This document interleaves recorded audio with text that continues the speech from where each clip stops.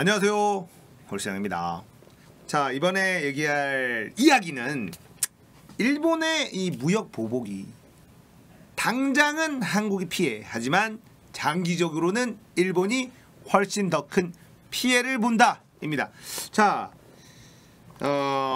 또 새로운 뉴스들이 계속해서 나오고 있는데, 요 뉴스 중에 삼성전자 엔지니어 인터뷰가 좀 나오더라고요. 이렇게 검색을 해보니까 삼성전자의 엔지니어들 중에 뭐 어떤 분을 인터뷰를 한 내용들이 언론에 나오고 있습니다. 그리고 인터넷에 돌아다니고 있어요. 그래서 그거를 좀 같이 보면서 현재 상황을 한번 바라보고 미래를 또 한번 예측을 해봅시다. 자, 일본의 무역 보복 때문에 우리가 굉장히 좀 짜증이 났죠. 그리고 저는 개인적으로 이게 무슨 무역 보복이라고 할 수가 없다라고 생각을 했었던 게, 왜 사주는 사람은 가만히 있는데 파는 사람이 나 안 팔아 이러면서 큰 손한테 작은 소재 가게가 큰 소리를 뻥 친 거예요. 그것도 그 가게가 친 게 아니라 그 가게 건물주가.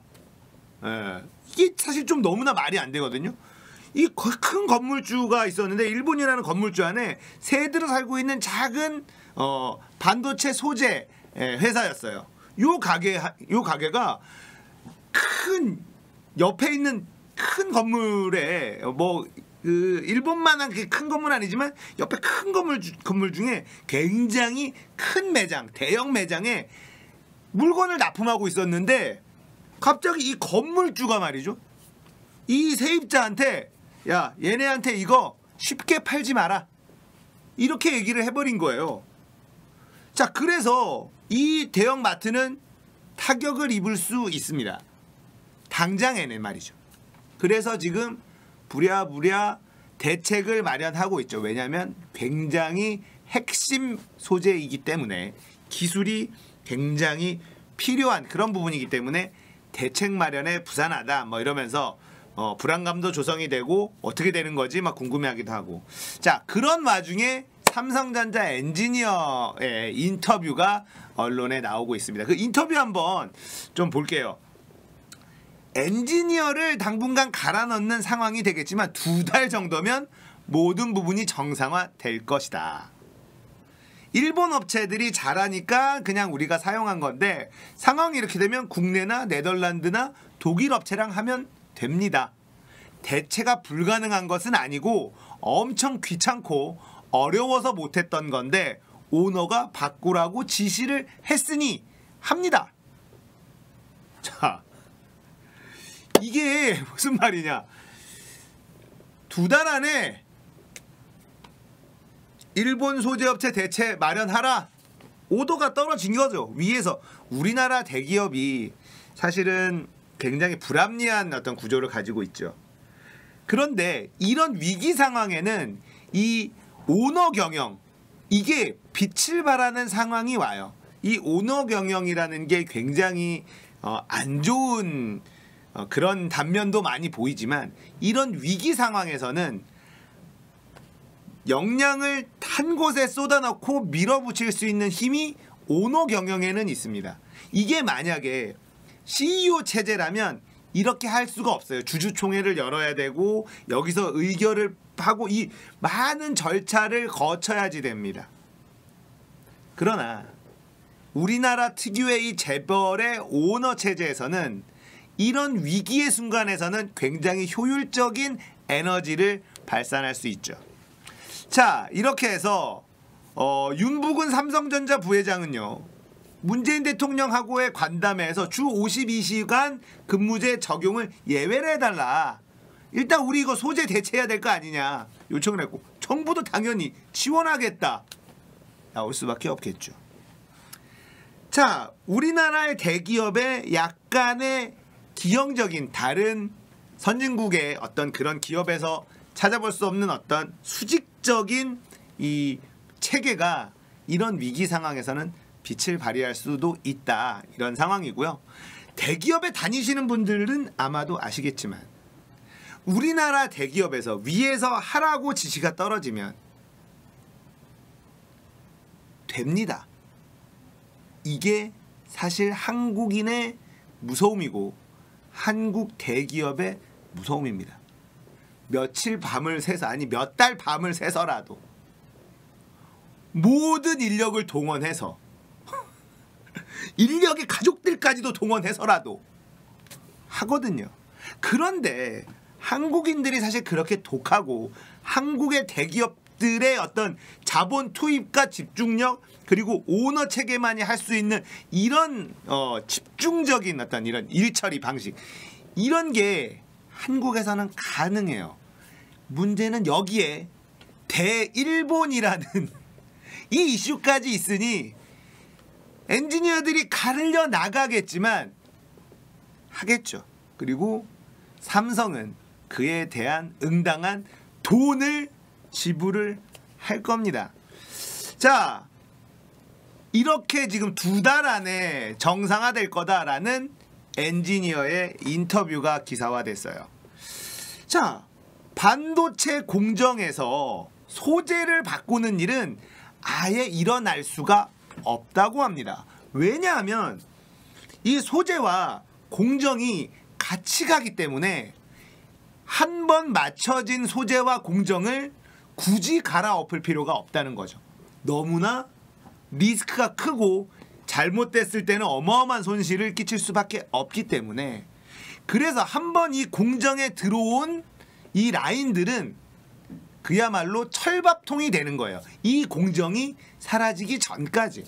그래서 삼성전자와 함께한 소재 회사들은 마음껏 마음 놓고 기술 개발에 투자할 수 있었어요. 왜냐하면 우리가 삼성전자의 제조 공정 안에 들어가 있는 소재 회사이기 때문에 우리를 바꿀 수가 없다는 걸 그 소재 회사도 알고, 삼성도 너희들이 열심히 기술 개발만 해준다면 우리도 니네 회사를 바꾸지 않겠어 라고 서로 간의 신뢰의 관계가 쌓여가는 거죠. 그렇게 오랜 시간 동안 일본의 소재 회사와 삼성전자와 하이닉스는 신뢰 관계를 다져왔습니다.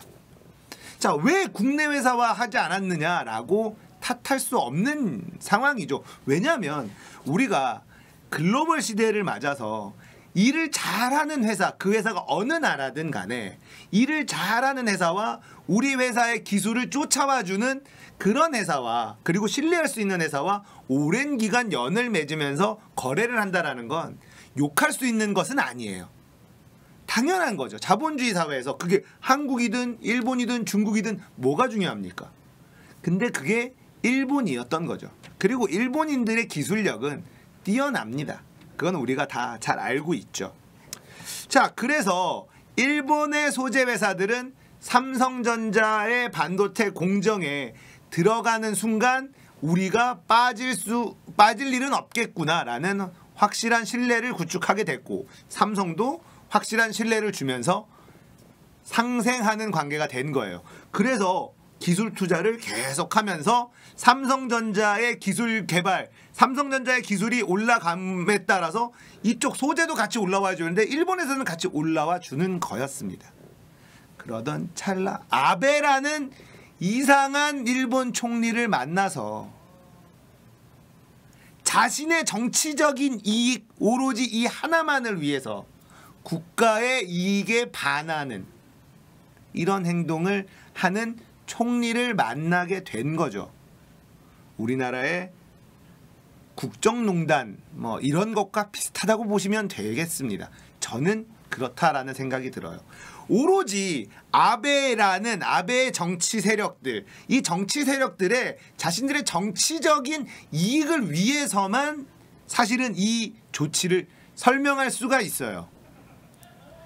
소재 산업은 당연히 타격을 입을 것이고요. 그것 때문에 나온 불매운동 때문에 여행산업서부터 많은 산업들이 꼬입니다. 물론 이렇게 얘기하는 사람들도 있어요. 일본이 전체 무역 규모가, 전체 이 일본의 이 경제 규모가 얼마나 큰데 한국과의 교역 이거 정도 타격이 입었다고 별 대수겠느냐? 자, 그러나 세상은 복잡해지고 다양해지고 조직은 커지고 굉장히 복잡해집니다. 국가는 더더군다나 더 심하죠. 여러분들 이거 생각해 보세요. 한국이 유치원 원장들 때문에 찍소리도 못하던 시기가 있었습니다. 그 사람들이 뭐라고, 그 사람들이 얼마나 된다고. 하지만 정치인들은 한육총한테 매번 꼬리를 내렸었어요. 왜 그랬을까요? 생각해보시면 지금 이 아베가 하고 있는 짓이 주는 이 피해도 만만치 않다라는 걸 알 수 있을 겁니다. 유치원법 한 번 바꾸는데도 그렇게 힘들어요. 민주주의라는 게 사실 그렇습니다. 자, 반도체 소재로만 보면 별거 아니죠. 하지만 반도체 소재도 일본은 지금 이미 돌아올 수 없는 강을 건너버렸다. 이 인터뷰에서 이런 얘기가 나옵니다. 자, 소재 업체 변경은 막말로 100년에 한 번 있을까 말까 한 일입니다.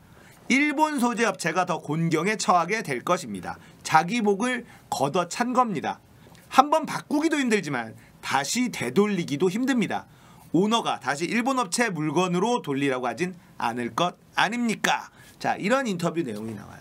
자, 이 얘기를 다시 들여다보면 아베가 먼저 딴지를 걸었고 우리는 당황했고 우리의 반도체 회사들은 당황했고 야 빨리 대체할 수 있는 거 빨리 찾아봐 라고 지시가 내려졌고 정부에서도 지원하겠다고 했고 또 그 오너 일가에서는 총력을 다하라 위에서 탑다운 오더가 떨어졌고요. 엔지니어들은 2달 안에 모든 걸 정상화시키겠다라고 얘기를 하고 있습니다. 자, 이렇게 어렵지만 그리고 피해가 분명히 있을 수밖에 없지만 이 소재 업체를 바꾸는 과정을 거치게 되면 일본이 그동안 투자해온 기술은 팔 곳이 없어진다는 거예요. 가장 큰 손인 한국 반도체 회사가 일본의 소재 업체들의 물건을 사지 않는다면 사지 않는 게 아니라 이제 이 공정을 새로운 소재에 맞춰 놔버리면 이제는 일본 소재 업체가 들어올 수도 없다라는 거죠.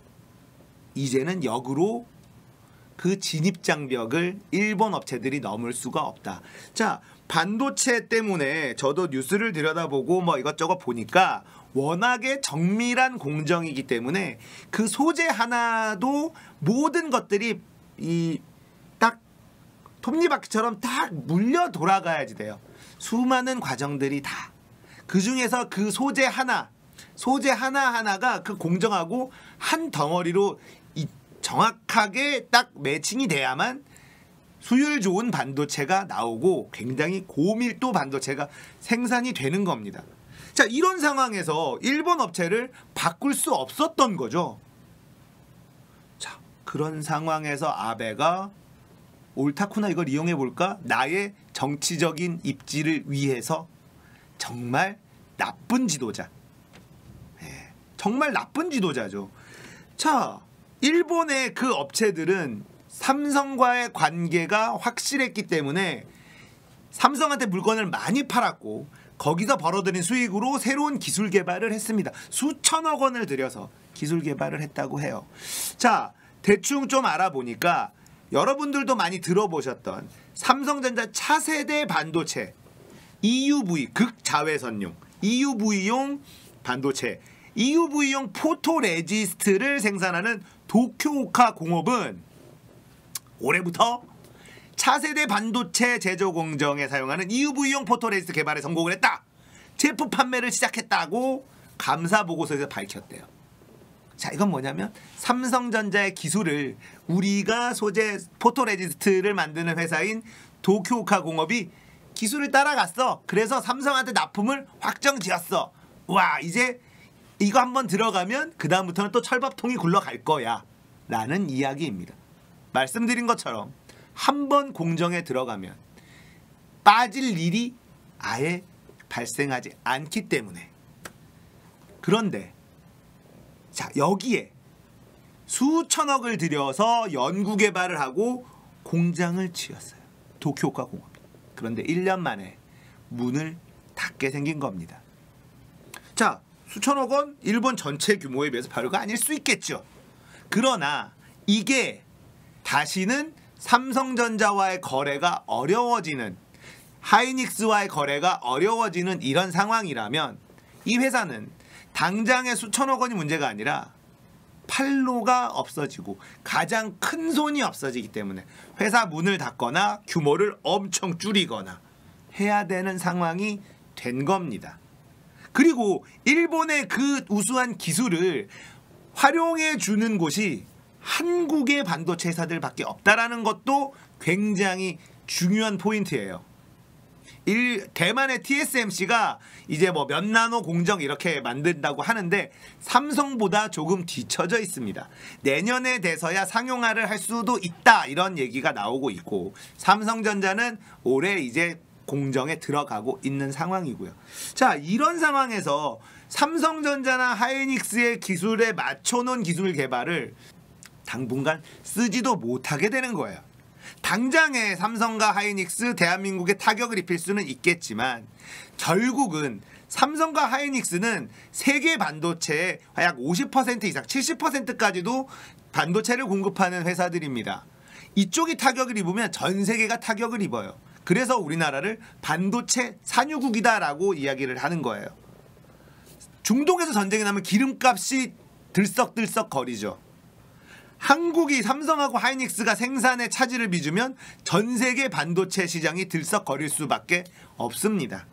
왜냐하면 수요와 공급에 따라 가격이 올라갈 수밖에 없기 때문에. 그렇다면 냉정하게 얘기해서 이 대체 소재 업체들을 찾고 이 바뀐 소재 가지고 공정을 다시 맞추는 데 있어서 걸리는 시간과 돈과 에너지는 막대하겠지만 결국은 제자리를 찾아갈 것이고, 그렇게 제자리를 찾아간 그 공정에는 일본 소재 회사들은 이제 앞으로 들어올 수가 없게 되는 거예요.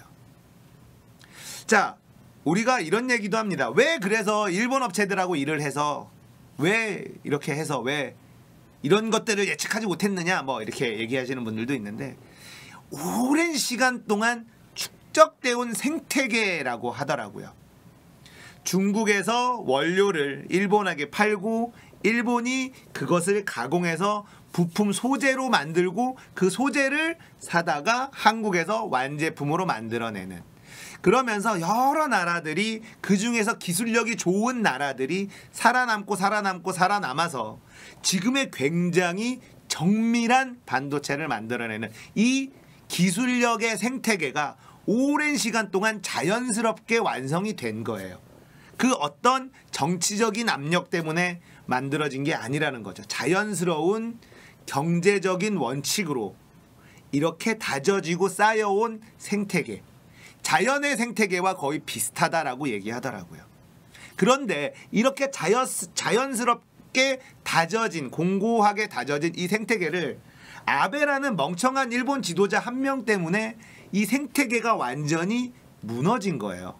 자, 이것 때문에 치러야 하는 대가는 한국뿐 아니라 전 세계가 치러야 될 겁니다. 왜냐하면 한국이 반도체 수급이 불안정해지면 전 세계가 불안정한 상황이 놓일 수밖에 없다라는 것이죠. 자, 그러나 이 시간은 그리 길지 않을 것이다. 왜냐하면 한국만의 독특한 재벌, 오너 경영체제의 이 재벌만의 특이한 어떤 탑다운이 가능한 행태, 그리고 이렇게 내려졌을 때 단기간에 에너지를 집중해서 일을 처리할 수 있는 이 조직, 그리고 정부의 지원, 이것들이 다 합쳐지고 국민들의 또 성원, 이런 게 합쳐진다면 짧은 시간 안에 6개월에서 1년 이상 걸릴 것이다 라고 예측하는 전문가들이 많았지만, 이 지금 엔지니어의 인터뷰로 봐서는 2달 안에 가능하다. 자, 당장은 아플 거고 당장에는 피해를 볼 거지만 더 큰 쪽의 피해는 일본이 입을 것이다. 거기에 플러스 알파로 한국인들의 대일본 불매운동, 자, 이 불매운동 때문에 타격을 입고 있는 여러 업종들, 자, 반도체 하나 쿡 찔러서 자신의 정치적인 이익을 얻으려고 했던 아베는 정말 많은 것을 잃게 될 것입니다. 대한민국이 아베의 헛발질 덕분에 이제 일본을 뛰어넘는 그야말로 극일 한번 할 수 있다, 이런 자신을 한번 가져볼게요. 여러분들과 함께 우리가 할 수 있다. 저는 그렇게 생각을 합니다. 아베의 이런 말도 안 되는 일 때문에 화가 좀 났지만 냉정하게 우리가 이번 일을 계기로 확실하게 일본을 잡을 수 있는, 뛰어넘을 수 있는 그런 시기가 올 수도 있다. 이렇게 생각하면서 우리 끝까지 한번 해보자고요. 자, 오늘 뉴스 읽어주는 남자 여기까지입니다. 저는 다음 시간에 또 다른 이야기 가지고 한번 돌아올게요. 재밌었다면 구독, 좋아요, 알림 설정 눌러주십시오. 감사합니다.